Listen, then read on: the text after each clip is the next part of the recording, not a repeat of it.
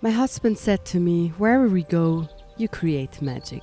What he is referring to are things like sights of wild animals, dragonflies landing on my hand, leaves whispering words, being gifted the most beautiful things, and so much more. Well, he is right, this is all magical. But where he's not right is that I'm not creating this. It has been here long before us. I just know how to make it visible. And you will know how to do that too. And when you do that, you not only make the world magical for the people around you, but for the place itself too. I want you to be able to connect deeper with nature, and with that connect more to your soul. Be more connected to who you really are by experiencing magic and enchantment in nature. And I will show you all the ways that will help you to make all the encounters with nature, not just a walk in the forest, but an enchanting, magical experience that help you to be more connected with your soul and with Mother Earth, and that help the earth and nature to be even more fulfilled and even more happy and even more magical. First of all, the obvious. If you want to experience magic and connection in nature, so that when you enter a forest, like I just did, the first thing that you see are squirrels jumping around, running around, playing, for example. And if you want to experience these kind of things and attract them, it's first of all important that you begin to realize how magic biology is, how amazing biology works, how amazing our bodies are, how amazing plants are, animals, earth, like how much life is in it, how life works. And I don't have to explain that to you. If you're interested in biology, you will find your way to learn more about it. But even if you know nothing about it, just look around and realize this is all alive. You are alive. Animals are alive. Plants are alive. They grow. They change with the season. They give food. And when you begin to realize that and see that magic all the time, all around you, it is the first step to experience that magic. The second one is to respect nature. And of course, respecting nature means do not litter, pay attention that you don't destroy anything, like all these little things. But what I'm asking here also to do is find for yourself a way to show nature respect. And I give you a little story of my life. You may not have known that, but I was not that connected with nature when I was a child. I grew up in a city.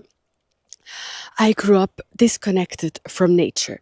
But what I always had in me was this big connection and love for animals.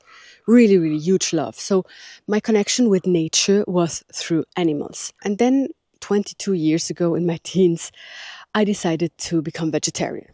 I did that for the animals, purely for the animals. And for me, that meant to give a lot of respect to the animal kingdom. This was a gift for me to them, which I didn't realize back then.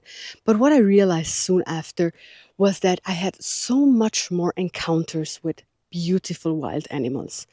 So many more things happened to me that people began to say to me, well, you attract all these animals. How can this happen? I never see a fox. I never see, I don't know, a hare. I never see a squirrel. So this already started in my teens when I decided to give that respect to the animals. This may not be your path, but find a way for yourself to show the deepest respect for nature. And this could be that when you go out in nature, you clean up. This could be that you help in a non-profit or something else that helps preserve nature or animals or whatever feels good for you. It could also be that you go in nature and you create beautiful places with stones. You know, you create little stone circles and you put up some beautiful art. This also, Mother Nature loves these things.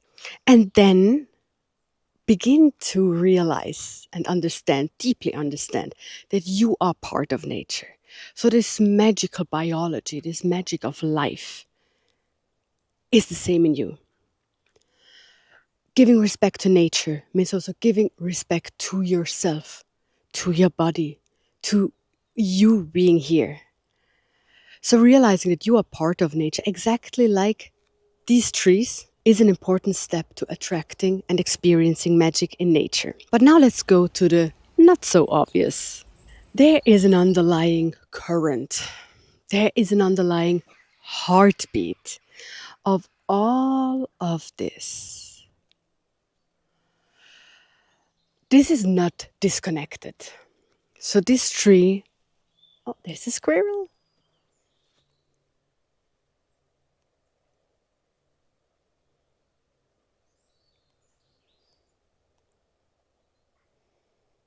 You see, you also have to allow them to enchant you. Because as soon as I see something like that, like a beautiful squirrel, my focus is gone. I'm just here, completely here. So let me come back to where we were. And that is the heartbeat of everything. And that is the connection of everything. So when you are in nature, it's not only nature, but when you are in nature, you can really realize how everything is connected. And this you can find scientifically. So all the trees and all the plants are connected through the mycelium. I don't know if it's pronounced like this, but I will write it here. And they're all connected. So they can interact with each other. They can communicate with each other. But it's not only that.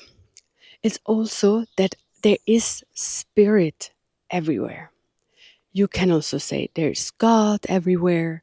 You can say that everything is connected through a field.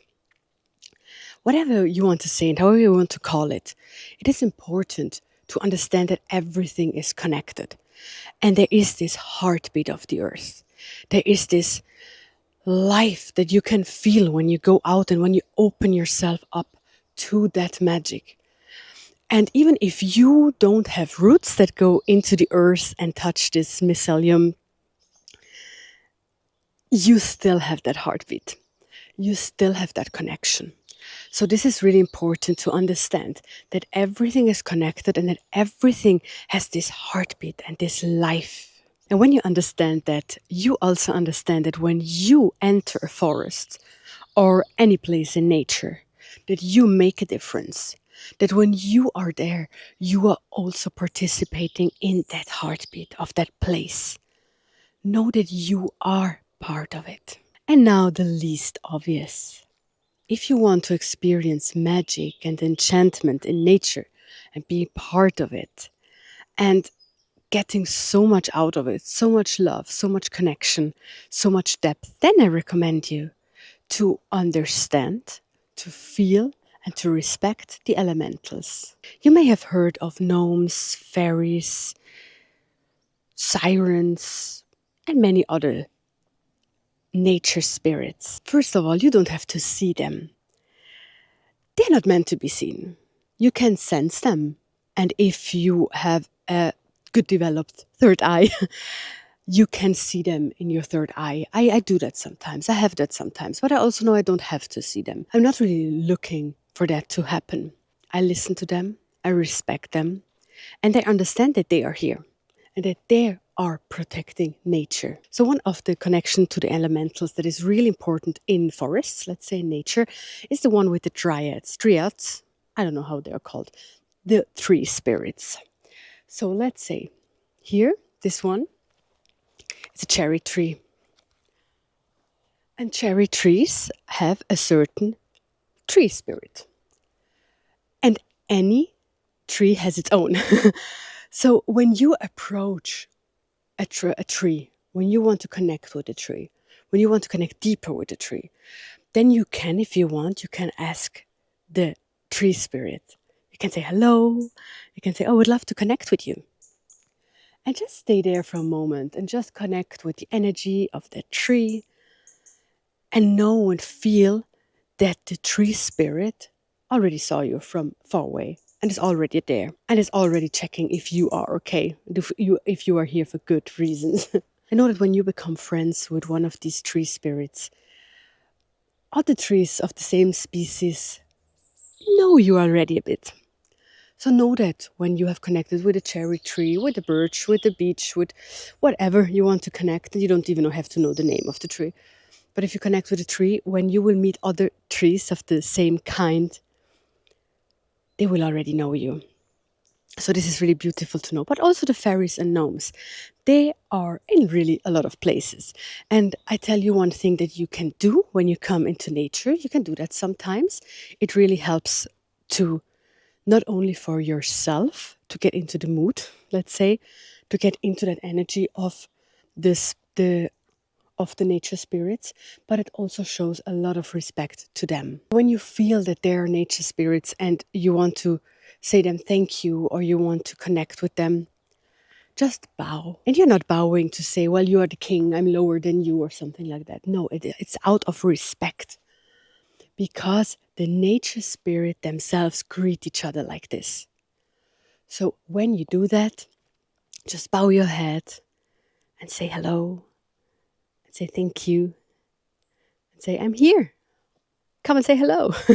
Whatever you want. Just take a moment where you feel deep respect. When you do that and you practice, and every time you go to nature, you understand that you are entering a magical place, then you will experience magic.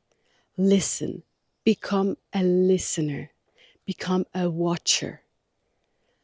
And when you have all this respect and love for these places, and try out the things that I said, do these things, you will experience moments that you will never, never forget in your life. And one day someone will tell you, everywhere you go, you create magic.